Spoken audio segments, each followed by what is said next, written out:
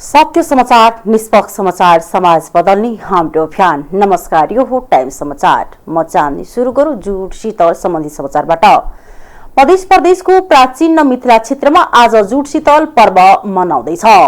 मिथिला क्षेत्रमा नयाँ वर्षको दिन सतुवाइन र भोलिपल्ट जुट शीतल मनाइन्छ। बढ्दो गर्मी र लगातार बढ्दो तातो हावाबीच सुरु हुने विक्रम सम्वत परम्पराको नयाँ वर्षको प्रारम्भमा जुट शीतल मनाइने मैथिली परम्परा छ। नयाँ वर्षमा जीवनमा शीतलताको कामना गर्दै मनाइने यो पर्वका खाद्य परिकार पनि गर्मीमा शीतल गर्ने मान्यताभित्र खाइन्छन्।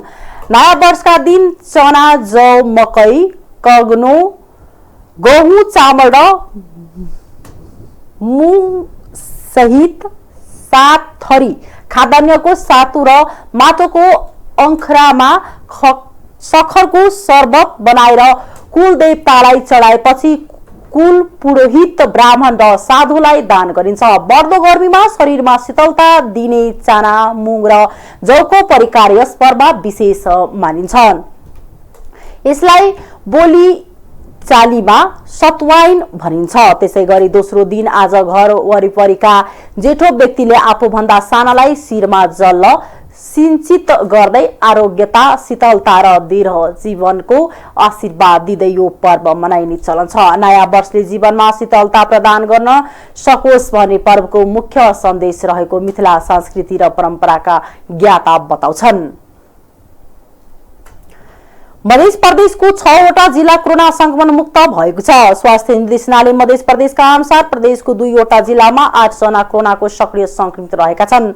8वटा जिल्ला भएको मध्य प्रदेशको धनुषा र मतरीमा मात्र कोरोनाको सक्रिय संक्रमित रहेका छन्। धनुषामा 6 जना र मतरीमा 2 जना कोरोनाको सक्रिय संक्रमित रहेको स्वास्थ्य निर्देशनालयका निर्देशक विजय कुमार जाले जानकारी दिए।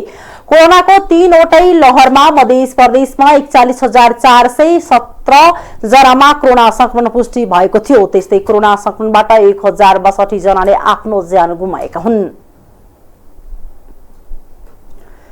भक्तपुरको मध्यपुर थिमीको 20का जात्राको 6औं दिन शुक्रबार मध्यपुर थिमीमा सिन्दूर जात्रा मनाएको छ।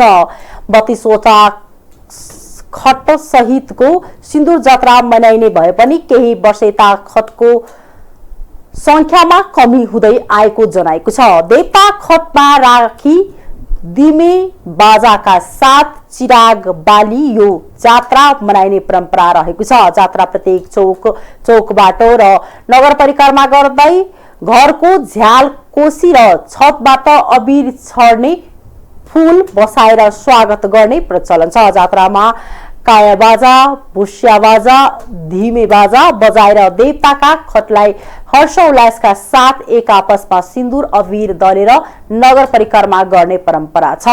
सिद्धिकालीको खट ल्याएर आफ्ना गणहरू सहित बालकुमारी प्रवेश गराएपछि यो जात्रा सुरु हुन्छ। जात्रामा थिमीको बालकुमारी, दक्षिण बाराही, विष्णुवीर, सिद्धिकाली, नगदेशको सिद्धि गणेश, बोडेको महालक्ष्मी र टिग्नीको नीला बाराही मन्दिरका देवताका नेतृत्वमा खट बोकेर टोल टोलमा अबिर खेल्दै बाजागाजा सहित अबिर जात्रा मनाइने चलन रहेको छ। अबिर जात्रामा मध्यपुर थिमी नगरपालिकाका मेयर मदन सुन्दर श्रेष्ठ सहित 100 मध्यपुर थिमीवासीहरू रमाएका छन्। उनीहरू सबै अबिरले राताम्य भएका छन्।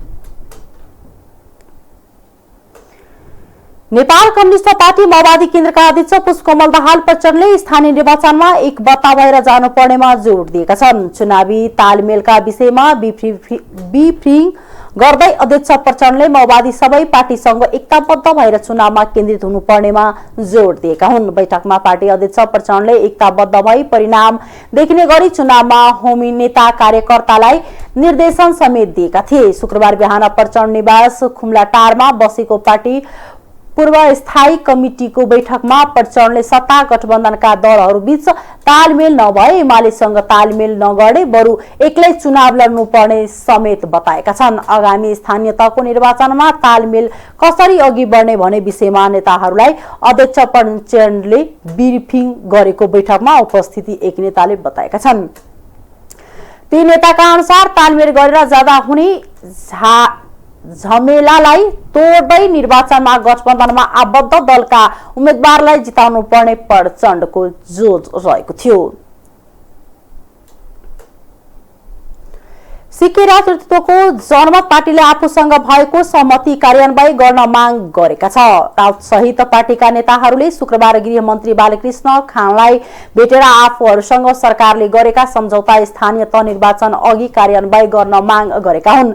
विभिन्न आरोपमा थुनामा रहेको पार्टीका नेता कार्यकर्तालाई रिहा गर्नुपर्ने, अभिव्यक्ति स्वतन्त्रता र नागरिक हकको सम्मान हुनुपर्ने, कृषि सम्बन्धी आफूहरूका माग पूरा गर्नुपर्ने जनमत पार्टीको माग छ।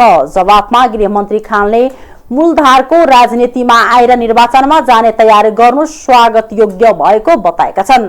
साथै जनमत पार्टीसँग पूर्ववर्ती सरकारले गरेको सहमति बमोजिम कानून अनुरूप फिर्ता लिन मिल्ने मुद्दा फिर्ता लिन पहल गर्ने बताएका छन्।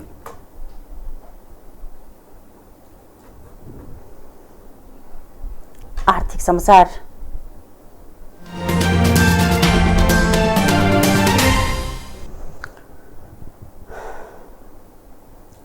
सरकारले विश्व बैंक समूहको अन्तर्राष्ट्रिय विकास संस्थाबाट 18 अर्ब रुपैयाँ बराबरको सहुलियत ऋण लिने भएको छ। मन्त्री परिषदको बुधबार बसेको मन्त्री परिषदको बैठकले विश्व बैंक समूहको अन्तर्राष्ट्रिय विकास संस्थाबाट प्राप्त हुने 150 मिलियन अमेरिकी डलर करिब 18 अर्ब रुपैयाँ बराबरको सहुलियत ऋण सहायता स्वीकार गर्ने निर्णय गरेको संचार तथा सूचना प्रविधि मन्त्री तथा सरकारका प्रवक्ता ज्ञानेन्द्र बहादुर कार्कीले बताए। उनले मन्त्री परिषद बैठकको निर्णय सार्वजनिक गर्न शुक्रबार मन्त्रालयमा आयोजित पत्रकार सम्मेलनमा सो कुराको जानकारी गराएका हुन्।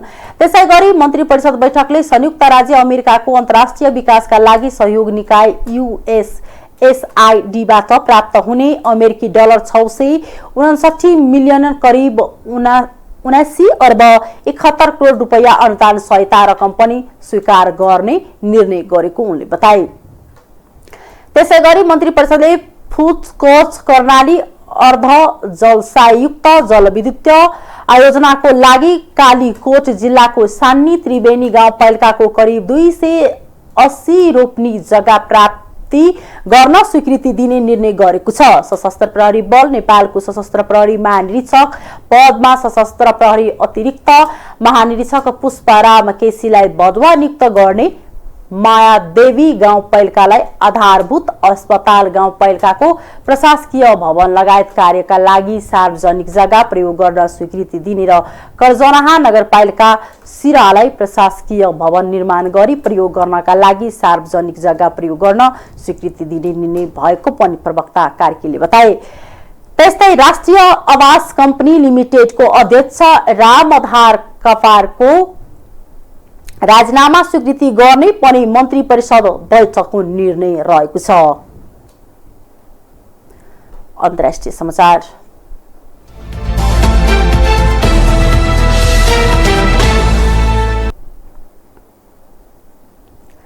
श्रीलङ्कामा आर्थिक संकटका कारण औषधि अभाव हुन थालेको छ।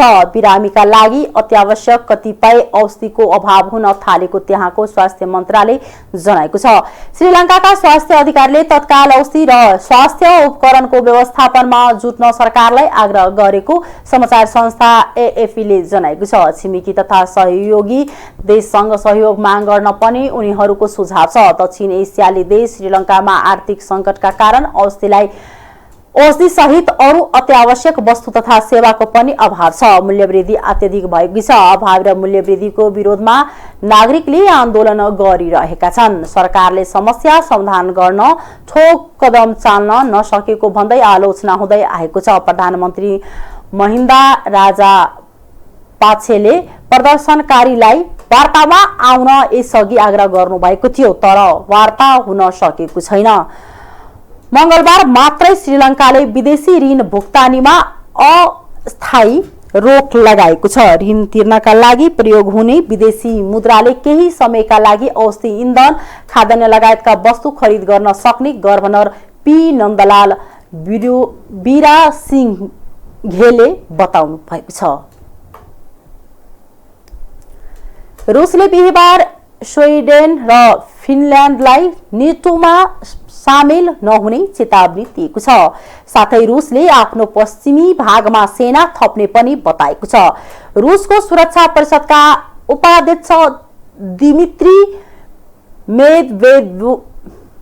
मेदवेदेवले चेतावनी दिँदै बिहीबार टेलिग्राममा एक विज्ञप्तिमा स्थल सेना र हवाई सेनामा थप शक्तिशाली बनाइने उल्लेख गरेको CNN न्यूजले जनाएको छ। रुसी राष्ट्रपति भ्लादिमिर पुटिनको 2 दशकको शासनकालमा सन् 2008 देखि 2012 सम्म रुसी राष्ट्रपति रहेका मेदवेदेव हालका महिनाहरूमा आक्रामक देखिएका छन्। यद्यपि उनी शीर्ष निर्णयकर्ता भने होइनन्।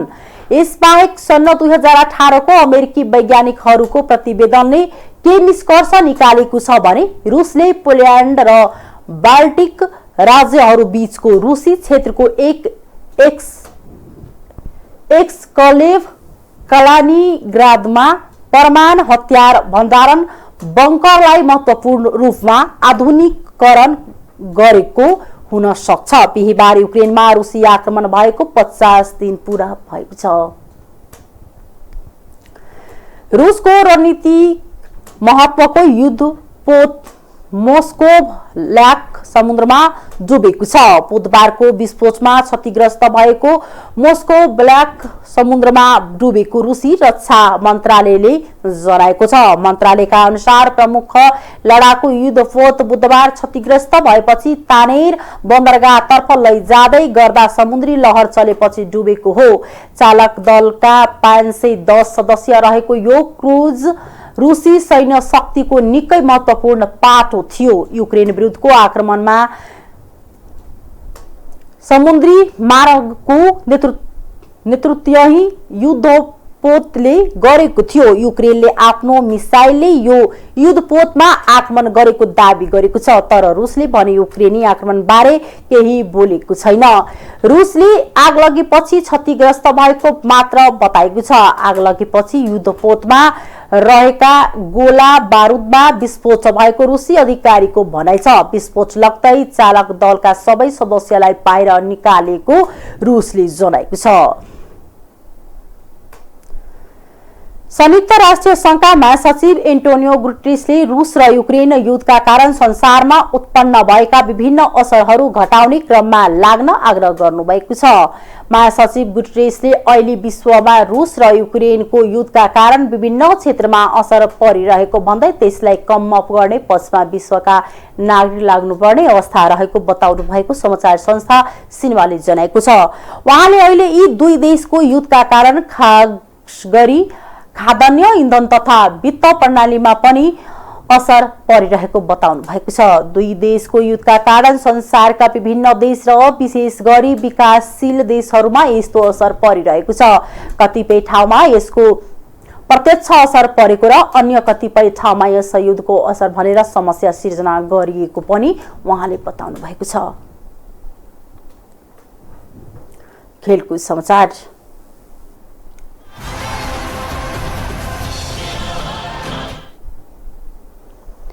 एएफसी एशियन कप छनौटका लागि नेपाली राष्ट्रिय फुटबल टिम आजदेखि प्रशिक्षण सुरु गरेको छ। नेपाली टोलीले दशरथ रङशालामा प्रशिक्षण सुरु गरेको हो। मुख्य प्रशिक्षक अब्दुल्ला अमताइरीले बन्द प्रशिक्षणका लागि 25 खेलाडी बोलाएका छन्। पहिलो दिन 24 खेलाडी प्रशिक्षणमा आएको अखिल नेपाल फुटबल संघ इन्फाले जनाएको छ। कप्तान किरण चेमजोङ उपस्थिति नभएको इन्फाले जनाएको छ। छनौटमा नेपाल समूह ए मा रहेको छ।